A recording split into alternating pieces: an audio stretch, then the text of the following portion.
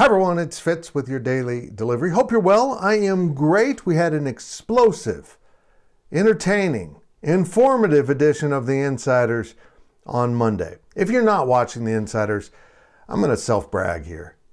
I picked the three guys that were going to be on The Insiders with me, and I thought this could be good. Those guys are absolutely terrific. I am so pleased with this show. If you want to know everything going on at the Naquan Tomlin situation, most of it, go watch the second half of that. The first half's about actual K-State sports, and then we get to that. But I have a correction I must make, and I want to be clear about this. It's important to me that I don't put out false information, because there's a lot of false information going around, and I just became part of the problem, but not that big a deal. First, your reminder, please subscribe to this YouTube channel, hit the thumbs up, leave those comments.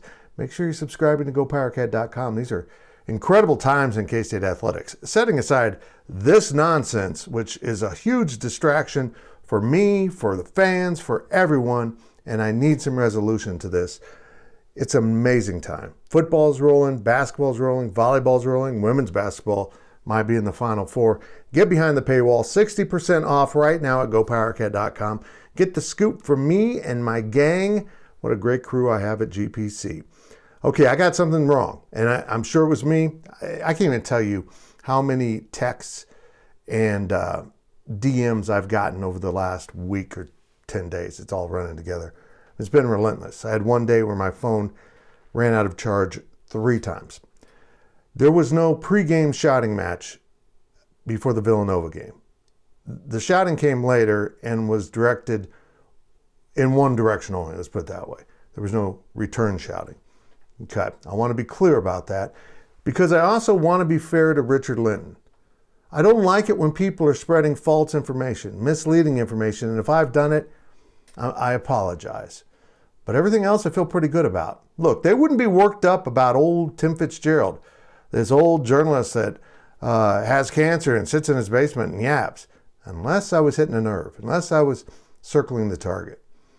And that's not what I want. There's another misconception here that I'm enjoying this. I'm not enjoying this one damn bit. I want to cover K-State sports because I've been doing this for 25 years, and this was going to be the greatest stretch of K-State athletics, I believe, that I have ever covered. We've got a really, really good football coaching staff. We've got a really incredible basketball coaching staff. And those are honestly where we make our money, covering football and men's basketball. Both coaches are really good men. The AD is as solid as they come. This is the last thing I wanted. I don't want this going on. But I've been pushed upon now, and I'm pushing back. I'm sorry if that offends you.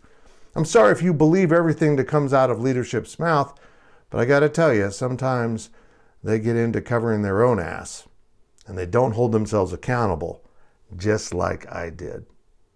So I will try to do better, I will do better, and I will see this through. Somehow I was chosen and put in the middle of this by the president, by bringing me up constantly. I will push back. Kansas Board of Regents meets Tuesday and Wednesday in Topeka. This was a already scheduled matter. They've got an agenda, but now at the bottom of that agenda has ended with the line, other matters. And I think that's just a good way to say, hey, what are you doing? Other matters. It kind of covers it all. Could it be they're going to discuss Kansas State's president and his behavior towards his employees and across campus, not just with athletics? They need to, and if they don't, they're grossly irresponsible in their own duties, because the Board of Regents is what oversees all of our campuses.